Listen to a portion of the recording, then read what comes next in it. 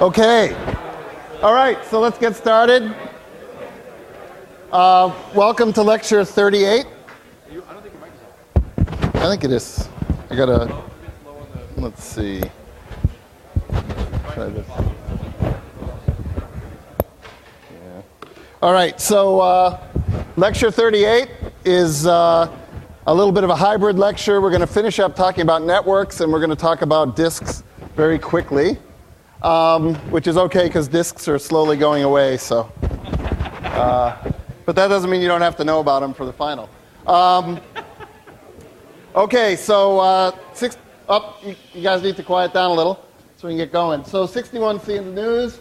You got to love this one since we're talking about networking today. So this came out before Black Friday, and it's a couple malls that are basically using your cell phone to track where you go in the mall and how long you spend in a certain place. And you might be nervous about that because maybe you feel like it violates your privacy, but it's okay. You can opt out. All you have to do is turn off your phone. And in a couple places, they even put up signs that told you that they were doing it and that you could turn off your phone. So, kind of a crazy story. What's happening here is actually pretty interesting. Can you guys calm down? So, what's happening here, if you think about it, the online retailers have a real advantage, right? Because when you're searching through a site, they have a cookie on your browser. They can track what pages you look at. They can guess how long you spend looking at each page. They can figure out all that stuff. They can figure your path through their site. They can even, if they make agreements with the right people, figure out your path through their site and other sites. But traditionally, brick and mortar stores don't have that advantage. So they have much less information about their customers. So this is brick and mortar stores' way of trying to level the playing field in a way. It's kind of interesting. So we'll see how, as people start understanding more and more that this is going on, and notice this isn't the GPS or anything like this, right? This is just them, seeing where your phone is in the mall. It's a little, there's really not much you can do for that except for turning your phone off. So something to think about. Of course, none of you guys went shopping on Friday because you're all busy working on projects. So, all right. So let's get to the topic of today. Here's where we were last time. We talked about exceptions and interrupts. And in particular, we talked about interrupts as a way to handle dealing with I/O devices.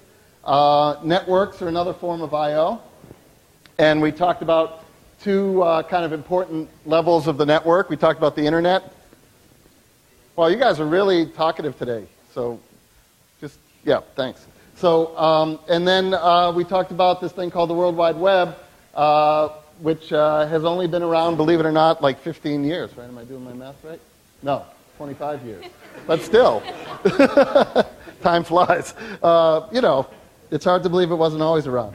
And then we talked a little bit about shared versus switched networks. So what I want to do now is finish this just very high-level discussion of networking. And then, of course, we have entire classes on networking, which we'll tell you about. And then I'm going to tell you a little bit about, we'll talk a little about disks and RAID. So what we're trying to do is we're going to build a network of these switches. And we're going to do what's called routing. So if I have a message in this computer and I need to send it to this computer, I'll package it up. I'll have a source address and a destination address. And then I'll just inject it into the network, and by these switches doing the right thing, the message will eventually get to the computer it's trying to get to. Okay, and so in order to make that work, you have to have a way of talking about endpoints, right? You need some notion of an address. You need some notion of a unit of information that you're going to send. And then you need a bunch of different protocols, which is what we're going to talk about next. All right? And these protocols are a way of, they're a type of abstraction. Right. So I showed this slide last time. So here's where we were last time. What you're going to do is you've got some data that you're going to send, right? Maybe it's some text that's part of a web page. Maybe it's a command that you want to send to a remote site. Maybe it's an email or whatever. And that's going to get wrapped with some meta information, basically a header which tells you where the message came from and where's it going to, how long it is, some additional information for the protocol to use. This is an acknowledgement. And then a checksum, okay? And the checksum is there for you to be able to detect if certain parts of the message have been corrupted. Now, so let's take a look at how this is going to work. So on the sender side, right, it all starts at the application level. The application decides it's going to send a message. It copies the data to some area in the operating system, right? And then it basically hands the data to the operating system and says, please send this message, okay, to this location. Now, the OS calculates this checksum, and it initializes a timer, okay? And then the operating system hands over the data to the network interface, which is actually typically a piece of hardware, often a network card, and then says, go ahead, start the timer and send the message, okay? So at a high level, that's what's happening on the sender side.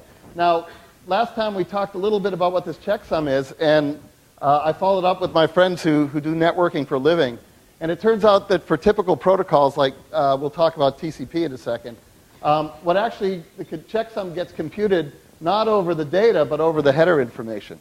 So somebody asked last time what happens if the source or the source ID in particular gets corrupted. And the answer, well, I'll show you in a second. So the answer is this is what happens on the receiver side. So you notice it's going to go backwards. So we went down the stack, and on the receiver side, we're going to come up the other way. So the OS gets the data from the network interface and copies it into a buffer. It calculates the checksum and then checks it to see if it matches the one that came in on the message. Okay? Now, TCP is going to do the checksum not on the data, but actually on this metadata. So if for some reason the source or the destination or anything else in this header got corrupted, then the operating system or the messaging layer of it will be able to detect that there's a corruption, and basically it'll just delete the message. Okay, so it won't pass it to anyone. It won't try to return to the sender because remember the sender might have been corrupted. Okay, so it just says, oh, okay, there's something wrong with this message. I'm going to throw it away. Okay, and then it's going to depend on a higher level protocol to do the right thing. Okay, if the message does check out, right, so nothing was corrupted, then it sends an acknowledgement back to the sender and then copies the data, basically returns up to the application, puts the data into the user's address space, and then tells the application, okay, go ahead, you've got data there now. Okay, so that's going to be done with interrupts the way we talked about last time. Okay, so from the operating system down through the hardware on the sender side, and then in the reverse direction on the receiver side. Yeah. What happens if the checksum gets corrupted? Right. So good question. Is the checksum's part of the message? What happens if that gets corrupted? And the answer is the system recognizes it as a corrupted message and basically just swallows it. So that's a little bit of a problem with checksums is you're sending extra data. That extra data can get corrupted, and if it does, you can't tell. If the checksum doesn't match the header, you can't tell who's wrong. So you just have to say, there's a problem with this message, please resend it. Okay, and the way you say please resend it is by not acknowledging. Okay? All right. So that's at a very high level. Let's go just slightly deeper, although, as I say, there's an entire semester-long class and an entire field on this type of stuff. So we're only going to touch, sort of scratch the surface. But, basically, the networking stack, or the software and the hardware underneath it, is going to be organized as a hierarchy of layers, right? So we have this great quote from Shrek about onions and layers. And, at the high level, you've got some application. Maybe it's an email system. Maybe it's a chat server. Maybe it's some sort of a game you're playing, whatever. But an application that's sending messages from some instance of the application over here to some other instance of the application over here. Below that, you have a transport layer. Below that, you have a lower level that's doing just network transfers. And then below that, you've got physical links. Okay? And if you're familiar with networking, there's actually a 7-level stack that's defined called the ISO stack. But typically, these are the 4 levels you're going to find. It's rare to find all 7 levels being used. So what we're going to have is, at each of those levels, is we're going to have a communication protocol. And the trick we're going to play, it's very cool.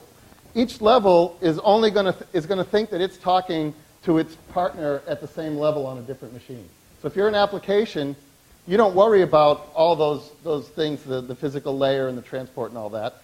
Okay? You just worry about talking to the same application over on a different server. Okay? And we're going to do that at every level. And so each level thinks it's talking peer-to-peer. It's talking to a process at the same level. But of course, each of those levels is implemented down below by a lower level protocol, okay, until you get down to that physical level. So that's sometimes called encapsulation, that we're going to carry high-level information in a lower-level envelope. Okay, and I'll show you what that looks like in a second. And then also, you might not want to worry about the physical limitations of your network. So, for example, certain networks only send small chunks of data at a time. If you wanted to send a large amount of data, like, say, a big web page, you don't want to worry, if you're a web server, you don't want to worry about splitting that into whatever physical chunks the lower level needs. Okay? So you send, a big chunk of data, and the lower level fragments it into the sizes that it can deal with, and then reassembles it on the other side. Okay? So let's see some examples of that. So let's say I've got 2 applications that want to talk to each other. So this application is going to send a message to this other application. Okay? And that code is basically written as if that's happening. Okay?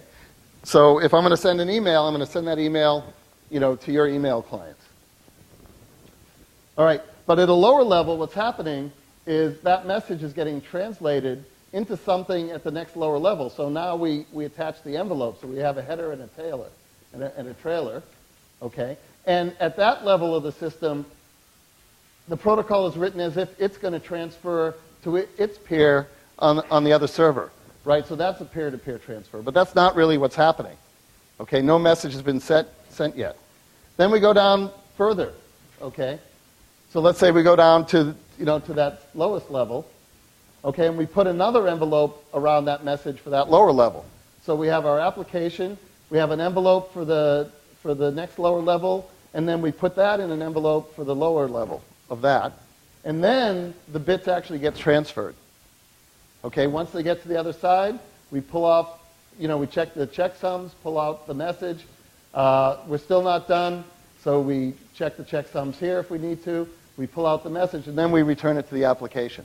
So the key abstraction here, and abstraction is the important word, okay, is that at each level, you think you're talking to somebody on the other server who's exactly at your level. But really what's happening is it's getting translated down the stack to the lowest layer, the bits get sent across the wire, and then it gets translated on the way back out. Okay? But the nice thing about this is, if you're writing your application up here, you don't really have to worry about the details of those lower level protocols. So you don't know if the message is going over a wireless or a wired or a switch or a shared network or whatever. Okay? Or 2 cans tied together with a piece of string. You don't have to worry about that. Okay? And that's the important part of abstraction. So let's look at a particular stack. And we'll look at not just any old stack, but we'll look at sort of the most important one, which is a TCP/IP stack. So TCP is the transmission control protocol, and that runs on top of IP, which is Internet Protocol. And TCP is basically the foundation of the Internet. So when you send messages across the Internet, particularly if you're doing anything on web pages or most application level things, it's done over TCP. And the reason is that the Internet Protocol, that one protocol lower, is what's called a best effort protocol. And best effort is kind of a euphemism. Okay, it's a term that networking people use to make themselves feel better. But best effort means, you're going to send a message over IP. It might get there. It might not get there. Okay, no guarantees. Okay, so it's really hard to write an application directly on top of IP because you just can't trust it. You would have to check, did the message get there? How long do you have to wait until you get an acknowledgement? If you haven't gotten an acknowledgement in a certain amount of time, you resend the message, but then wait a minute, maybe the message really did get there, now it's there twice. You have to worry about all that stuff. You don't want to worry about that. So TCP worries about that for you. So TCP is built on top of this unreliable protocol. It's a really cool thing. You build a reliable protocol on top of an unreliable one. Okay, and so TCP guarantees delivery, and it also guarantees order. Okay, so if you send a bunch of messages out in TCP, the TCP protocol on the other side will rearrange the messages even if they come in some random order, right? Because remember, they might take very different paths through the network. It'll rearrange them and then return them in order. Okay, so TCP gives you this very strong set of guarantees that you can write your applications against. Okay, but it's done on this very efficient, very lightweight protocol, which is IP. Okay, and when we talked about the internet being invented in 1962, that was IP. Okay, and then it was only 6 or 7 years later when people got frustrated trying to actually use IP that TCP was developed. Okay, and because it was so hard. It was so hard to get right. So TCP/IP is kind of the language that most network devices speak these days. It's becoming more and more popular, and it's so popular that even in a simple local area network, you tend to use TCP just because it works and it's pretty efficient. Okay, so what does TCP/IP look like? Okay, so let's say you have an application that's going to send a message. So, okay, great, here's the message. You hand it over to the operating system. You say, hey, I want to send this TCP message. Or I want to send this message via TCP. So it says, great. TCP takes it and says, okay, I'm going to turn that into a TCP message. And the way I'm going to do that is I'm going to put in by TCP header, and I believe there's also a trailer. Okay, so it basically puts the message in this TCP envelope. Okay, so we just went down one level in that picture. And TCP is going to think that it's going to send it to a TCP connection on another machine. Okay, your application, of course, thinks it's sending it to an application on another machine. All right, TCP, though, isn't at that lowest level, so it's going to implement its functionality through IP. So IP also adds its own headers, and you end up with something like that. Okay, so you have the data inside a TCP envelope inside an IP envelope. Okay, but we're still not done yet because IP isn't that lowest physical layer. So we got to go one more layer. So a typical layer that you'll find is something like Ethernet, okay, which is what we tend to run around here. And Ethernet has an interesting restriction. In Ethernet, the biggest packet you can send is 1,500 bytes. Okay, so remember when you created this message, you didn't worry about how long it was. You didn't worry about splitting it into little pieces. But Ethernet can only send things in 1,500 byte chunks. So the Ethernet protocol, right, which is running in the hardware, is basically going to split that thing into a series of Ethernet packets and send those out. Okay? And then it's going to be up to the receiver on the other side to collect all those packets, piece them together in the right order, and return them ultimately to the application. And of course, if any packet gets corrupted or lost along the way, the protocol has to resend it. Yeah?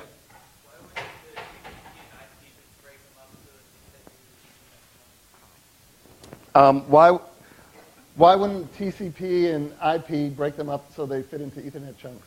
Well, break up why wouldn't TCP break up the message so that it fits the TCP? Okay, so why wouldn't TCP break up the message itself? Well, the idea there is that you want to be able to have the TCP layer work basically for any underlying protocol. So different underlying protocols have different size restrictions. And so it basically says, hey, Ethernet protocol, I want to send this chunk. And Ethernet says, well, geez, I have to do it in 1,500 byte chunks. But if you gave it to some other low-level protocol, it might not have that restriction. Yeah. So it's all about sort of what abstractions, what details are being hidden at every layer. Yeah, in the back there. I'll get to you next. Yeah, go ahead. Yeah, go ahead.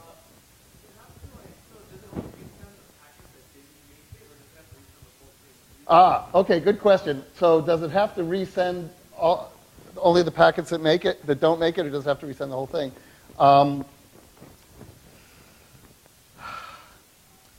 Oh boy. I think, yeah, so the ACK happens at the TCP level. So it'll end up having to send that whole thing again, I believe. Right? Because there aren't necessarily any acknowledgments at the Ethernet level or at the IP level. Remember, IP doesn't guarantee delivery. So, so I think in this case, you would have to send that whole message again. Was there, yeah, question here? Kind of hard to tell the diagram. Yeah, sorry. Does it split one package has both the headers and no data, or does it look at the headers and the data together split evenly such that the first package has headers and data? Yeah, so good. So, yeah, this picture's a little ugly, I'm sorry. It's probably been passed down over the years from, oh, maybe Dan wrote it, I don't know. Yeah, from a while ago. Basically, Ethernet doesn't care what the bytes are. It just breaks it into 1,500 byte chunks. So it doesn't care whether it's header or data or a combination of header and data. And again, that's part of the abstraction. It'll get pieced together by the higher layer. Yeah? What mechanism does the TCP use to guarantee? Oh boy, good. That's a really good question. So what mechanism does TCP use to guarantee the delivery? So that's it's a short question with a long answer. But the basic idea is that it basically keeps track of messages when they get sent, get a sequence number, and it keeps track of acknowledgments of each of those sequence numbers, and for things and so it can tell if if it got message 3 and message 5, but didn't. After some time, it realizes it didn't get message 4, so it asks for message 4 to be resent. And then there's this whole protocol on sort of how often it asks. And there's this sort of back off that you do over time, that you don't keep asking. If you don't get it, you wait a little while longer, and then you ask again. But it's a fairly sophisticated protocol that's covered in a lot of detail in CS122. So we're just given sort of the baby version of it here. But it's just acknowledgments and counters and retries is kind of the basic idea. Yeah? On the other hand of the internet, how does it know how to put the packets back together? How does it know which comes off where? Yeah, how does it know what to put where? Well, again, the packets can be tagged with sequence numbers. So you can put sequence numbers, you can order them by the sequence number. Is basically how it works. So, okay, one more question, and then otherwise we'll end up having to do CS122. Yeah?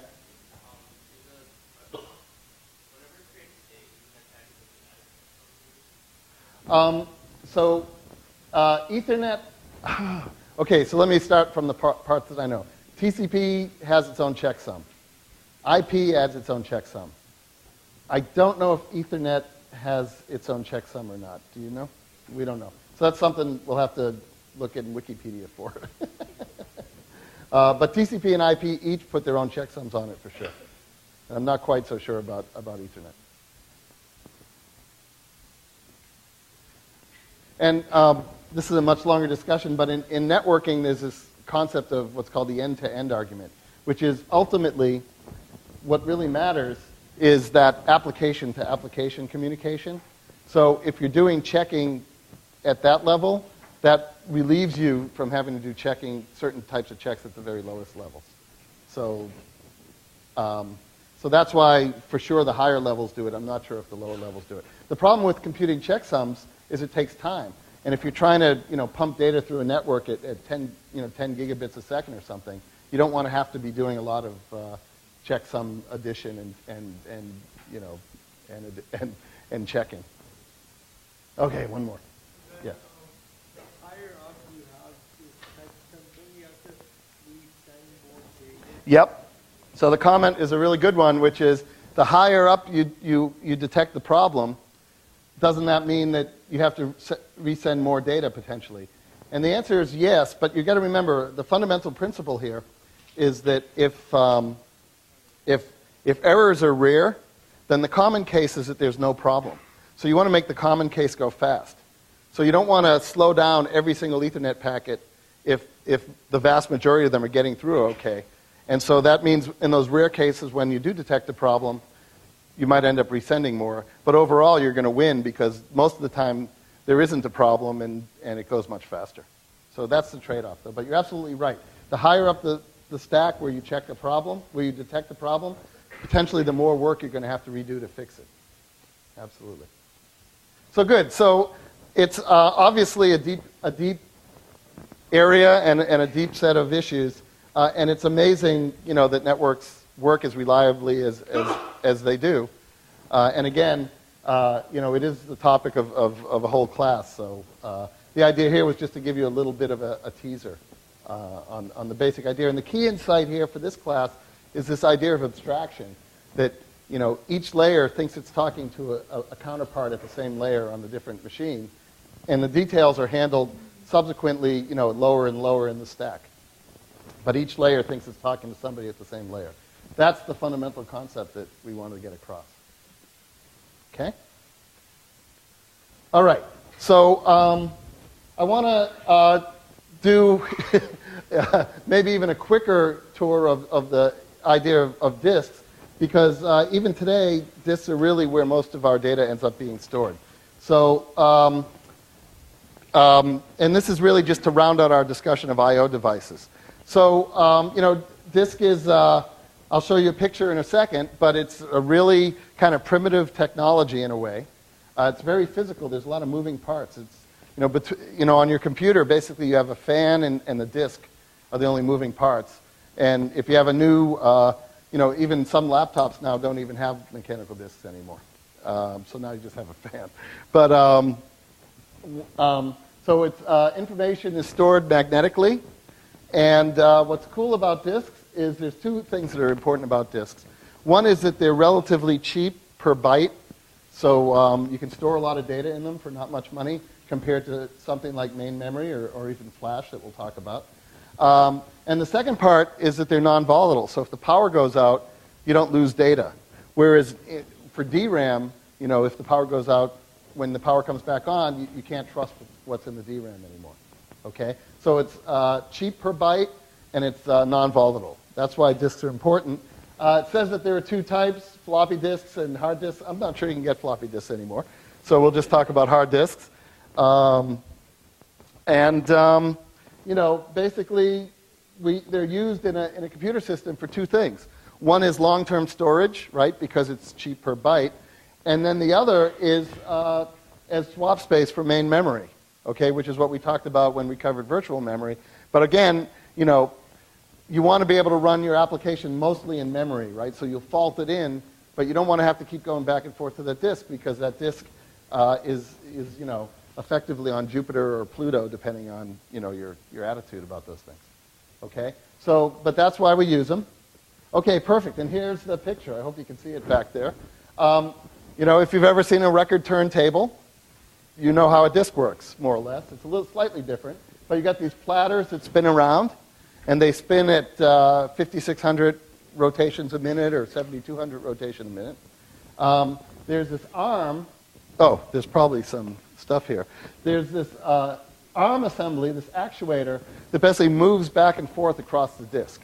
Okay? And that's called a disk seek. All right, so at the end of the arm is this read-write head. So what happens is this thing's spinning around, right? It's got this ferrite surface on it. And as the surface goes under that read-write head, it can pick up which bits are set and which bits aren't set. Okay, and furthermore, it can set them and unset them. Okay, that's the reading and writing part. So if you want to read some data that's over here, what do you have to do? Well, you move that whole arm assembly back here, right? That's a physical, that thing actually is at a dead stop. It accelerates, it cruises, it decelerates. I mean, this is really how these things work. It gets to the right spot on the disk, and then it waits for the right part of that disk to come under the read-write head, and then it starts transferring the data from that head, back here through the controller and out to memory. Okay, so it's really, really primitive. It's hard to believe that all you guys with your fancy MacBook Pros there and other laptops, that's what you've got running in there. Okay. Just some other terminology. Yeah, typically you stack up the platters, and there'll be a read-write head in between each set of platters. And sometimes you'll have a read-write head on either side of that arm, so you can read the bottom of the top one or the top of the bottom one. Okay? So here's an artist's rendition of that same thing. And let me just tell you a little more terminology. So a surface is called a platter. Okay? The platter has these concentric rings that are called tracks. So you have inner tracks and outer tracks, right? And a piece of a track is what's called a sector. So when you have a page of a file or a page of memory, and you write that out to that disk, a combination of the operating system and the disk controller are going to map that page onto the physical locations, okay? And typically a page will be made up of multiple sectors. And it'll try to put those sectors near each other, but sometimes there's impurities on the disk and so on that it has to move things around. But again, it's all virtualized. You don't really have to worry about it. When you say, write this 4K bytes to the disk, you just say write, and it goes and does it, and you don't actually necessarily know exactly where they are on the disk, okay? But basically, in order to read the disk, think about what you have to do, right? You have to move the arm. That's called the seek time. You have to wait for the disk to spin around. That's called the rotational delay. And then you have to transfer the bits off of that platter, out through the electronics, okay? So those are the three components that make up the cost of a disk read, okay? So that's why when you're doing random I/O, right, when you're doing random access to a disk, it's going to take you 10 or 20 milliseconds to do it, all right? Because you've got to move, typically you've got to move that whole ARM assembly and wait for all that stuff to happen.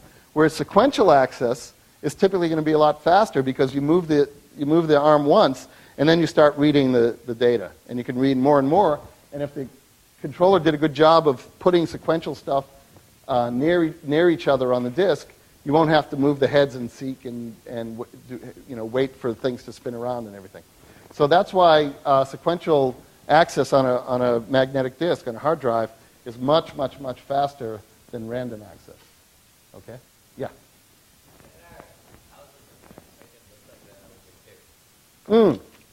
Right. So there are thousands of tracks on each platter, and we only drew 2 because we were lazy, but you're right. So tracks get bigger as they are closer to the edge of the disk, so outer tracks are bigger than inner tracks. And it's only relatively recently that people started figuring out how to put more data in the outer tracks than in the inner tracks. It used to be you'd put the same amount of data in each track, but now most disks are smart enough to pack, they pack the bits at the same amount, so as you move out to the disk, tracks actually have more sectors in them. So sectors typically single fixed size, and then you have more sectors per track as you move out. Yeah?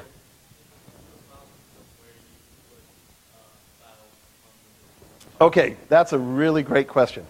So the question was, it's up to the file system where you put files on the disk. And the answer is sort of. So the disk has, didn't really show it here, but the disk has its own processor and actually some local memory, which is called the disk controller and the disk cache. And that controller is actually what knows which bits are stored in the disk. And so basically when you tell the operating system, or when the operating system says, hey, store this file, out on this disk, it's basically a hint to the controller that stuff should be stored sequentially. But the controller doesn't have to store it that way. And so so the answer is you have some control over where things get put on the disk, but it's not direct, and sometimes the disk will fool you. It'll put things in a different place than you thought it was going to. And it's, again, just that level of abstraction. One of the reasons that happens is because, as I said, sometimes a sector will go bad, right? And you can't write to it, so you just don't have the option of putting things there.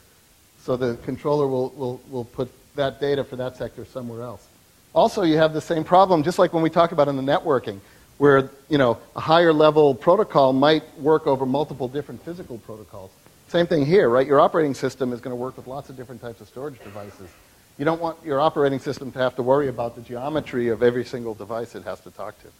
So, you know, basically what the operating system does is it gives hints of where it would like things to be, and then it's up to the disk smarts, the controller, to try to, you know, uphold those hints as much as it can. Yeah? How does the file system come into play? Yeah, like in between the OS and the... So the file system is basically part of the OS. It's the part of the OS that knows, that deals with this abstraction of files, which is a sequence of pages. And yeah, it basically, when you say to read a file, it knows how to translate that into a series of requests for pages from the disk. And same for writing. So it's kind of a lower level of the operating system. Yeah? So would the track that a program is on actually affect how long it takes to read it from disk? Since maybe if it's closer to the center, it'll get broken. Yep. So, so the question was, you know, does the track that a program or even a piece of data is stored on, you know, matter for the performance? And the answer is yes, it does. And so a lot of systems will let you define regions of the disks, so that you can. So for example, some systems will let you define a swap space, and that swap space, you know, the idea is that swap space will be on one part of the disk, so that if your virtual memory system is reading and writing stuff, it'll, you know, do it in this local area, as opposed to having to scan all the way, you know, across the disk. Because remember, you're physically moving that arm. The further you have to move it, the longer it takes. And so, yeah, so placement of data on these drives is really important. The problem is, because of the complexity of the system, you only have limited control. So you can basically say, you know, here's a region of the disk that you should put this in. You know, here's a bunch of stuff that I'd like you to store sequentially. And, you know, you don't actually know what the disk is going to do. It's a little, it's kind of interesting. Okay? It's just like in a modern car, when you step on the accelerator, you know, it used to be that there was a little thing connected to a lever that was coming from your pedal that, you know, kind of moved the carburetor this way, right? It doesn't happen anymore. Or you step on the pedal and, you know, this series of electrical signals get sent and all this other stuff happens. And, you know, you hope that it ends up doing what you want it to do, which is make the car go faster. It's kind of what's happening here. Okay? All right, so those are disks. And, you know, as we already talked about, there's newer technologies coming out. Flash is one. Flash has the advantage. So disks are this crazy anachronism, right? They're these moving parts sitting in your beautiful, you know, brand new laptops. You have this motor that's spinning around and this arm that's moving back and forth. It's really amazing. Flash says, okay, that seems a little retro. Why don't we use solid state to store stuff? And so Flash is non-volatile memory that doesn't have moving parts. Okay? And so Flash has some advantages, namely it doesn't have moving parts. And so, you know, if you drop a machine with Flash in it, like I did with mine recently, so far, knock on wood, it seems to be okay. Whereas if you had a spinning disk, and, you know, and that head crashes into that magnetic surface, that's bad. So, you know, you solve problems like that. And, you know, it's better for power. It's not going to, you know, you don't have moving parts that are going to wear out and so on. The problem is, though, there's two problems. One is it's per byte more expensive currently than magnetic disk. All right, so that's an issue. And the other is that there are some limitations in Flash in terms of how many times you can write the same location. Okay, and so you know, those are called erase cycles, and you know, erase cycles are going to be somewhere between, you know, 100K and 1 million times that you can actually write a location. So the controllers for Flash devices, this is a picture of a disk that's made up out of Flash. The controllers for Flash devices, they don't have to worry about optimizing for seek time and things like that, but they do have to worry about what's called wear leveling, which is you don't want to keep writing the same location, because if you do, it'll wear out. And so a big part of what Flash controllers are doing is spreading the data around the device in a way that you don't keep, you know, in a way that the whole device kind of ages at the same rate. so you don't have parts of it burn out. Yeah. You know, I don't think the same thing happens for hard drives. I've never heard anyone, I mean, I can imagine, I don't think so. I've never heard that raised as an issue. Yeah. But don't people say that like all hard drives have a lifetime? Ah, okay, well that's a different question. So the question was, don't people say that hard drives have a lifetime? And they do. We'll talk about that in a second. The reason they have a lifetime is because they've got these moving parts. And so it's not that the surface wears out, it's that the moving parts break. Okay? So, you know, I don't want to talk too much about flash, just to say, you know, if you look at sort of one set of products, so here's some iPods, and this is just slightly updated version of what's in there. So, you know, the Shuffle and the Nano and the Touch all have flash. Interestingly, the Classic has a moving disk in it, right? And you can tell when you pick it up, it's heavy. So that's just to show you sort of that this stuff is slowly making in. And then, you know, if you have one of these, like a MacBook Air, this is all flash. There's no hard disk in this thing anymore. So that's pretty recent. And, you know, again, as the cost of these flash devices come down, you'll see them more and more. Hard drives will become used in, you know, more and more specialized applications. Okay, so, but this gets exactly to the question that was just raised, which is, you know, well, I'm going to jump ahead a little bit, but, you know, don't disks wear out, okay?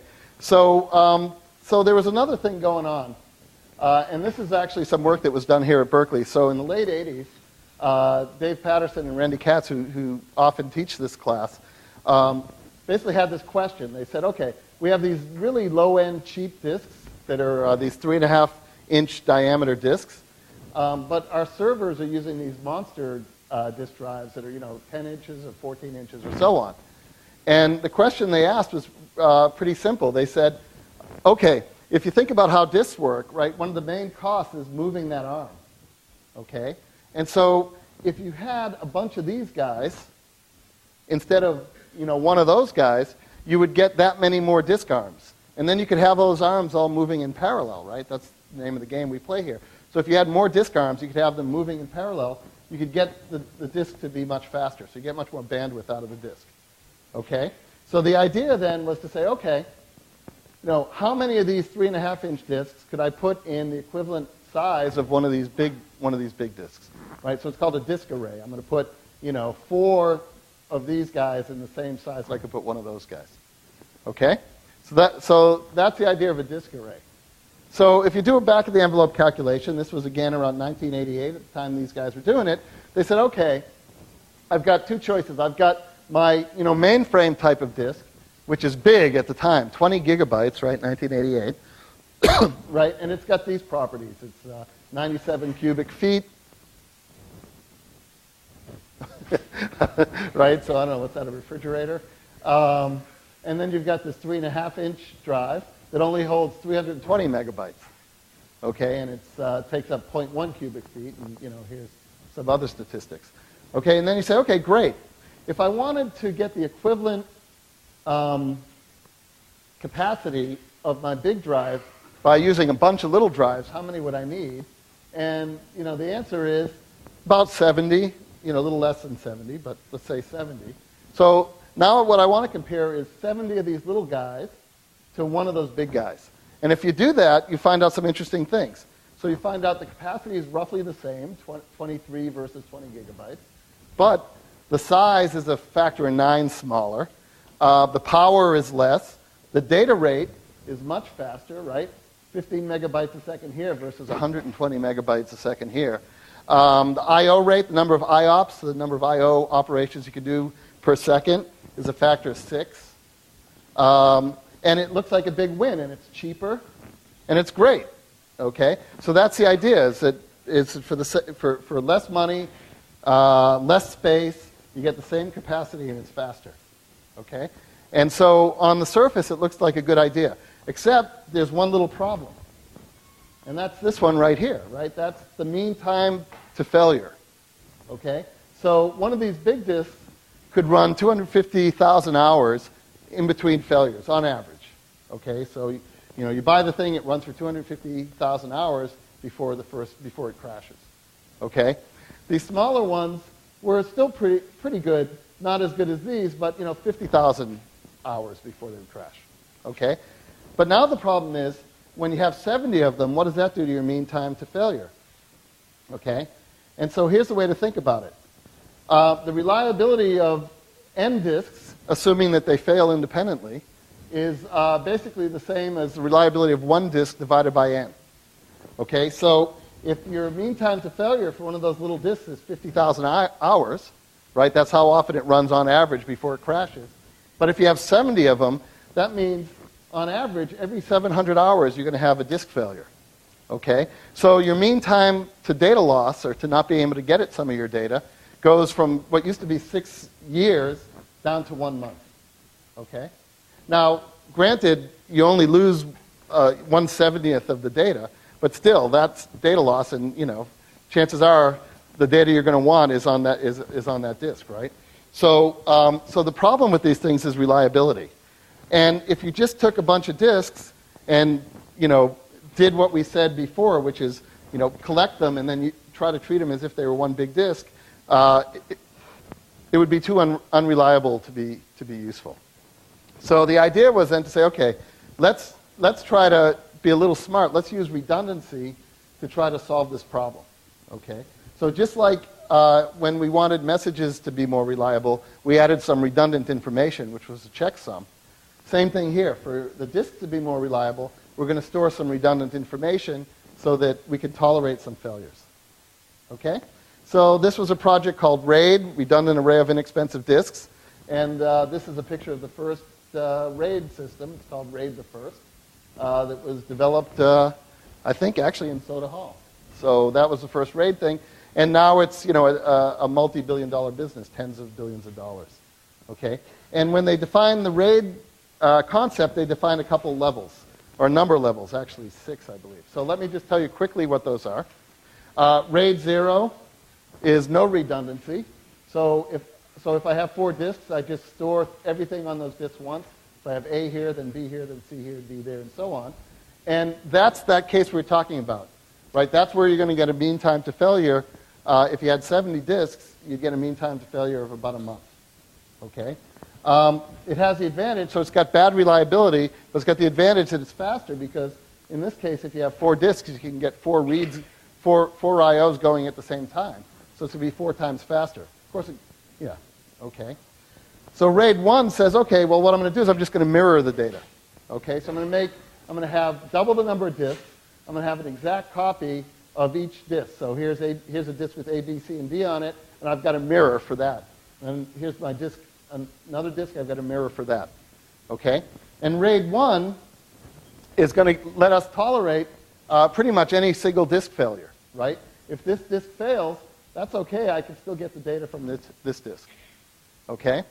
And it's got some advantages in terms of performance because I can, read and write a bunch of things in parallel. Now, writes get a little more expensive because when I go to write, say, item B, I've got to do 2 disk writes instead of 1. Okay? And the cost of the disk is now doubled. Okay, we'll cover it after, okay? But that's what mirroring is. So you double the number of disks, that doubles the cost. It doubles the amount of work you have to do when you do a write, but it gives you fault tolerance, right? Now you can tolerate any single disk failure. All right? Level 2 we're going to skip. Level 3 starts to get more interesting. It says, okay, we can actually do something smarter than full mirroring, which is we can do parity. Okay? So remember, parity is when you basically count up all the bits and you decide are the bits even or odd, right? It's a number of ones, even or odd. Okay? And so what you do here is you stripe this thing so each byte, if you have a sequence of bytes, you'll put byte 0 here, byte 1 here, byte 2 here, byte 3 here, and so on. Okay, and you'll just round robin those. And then for each stripe, you'll put the parity for that byte on this separate disk called a parity disk. Okay? Now, that's got an advantage. Now, if any disk fails, right, the system still works. Oh, well, that's how many drive failures can be tolerated. The answer is 1, right? Because if this disk fails, you can recreate that data by taking this data, this data, this data, and the parity for that stripe. And you'll know whether the missing bits were ones or zeros by doing that. Okay, so this redundant information here is giving you better reliability. But instead of having to double the cost of your disks, like we did in the previous case for RAID 1, here we only have a 25% increase, right? Because we've got 4 original disks, and then we add a new one for parity. Okay? Sorry, let me just get through, and I'll catch you after class. Okay? So this one has the advantage that it can tolerate a single disk failure.